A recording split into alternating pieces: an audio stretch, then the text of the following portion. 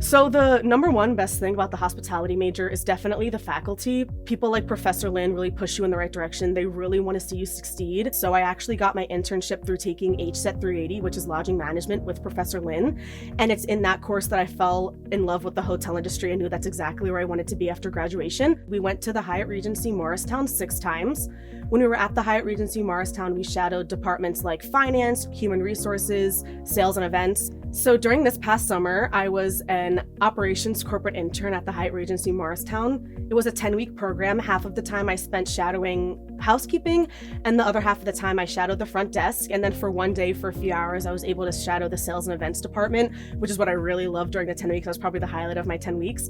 And then between my elective course and the faculty, getting my internship was the main reason that I decided to work for the company full-time. And I applied to be a corporate management trainee, and I applied to be on their events team. So I will be starting in January as a corporate management trainee on their events team at the Grand Hyatt Washington.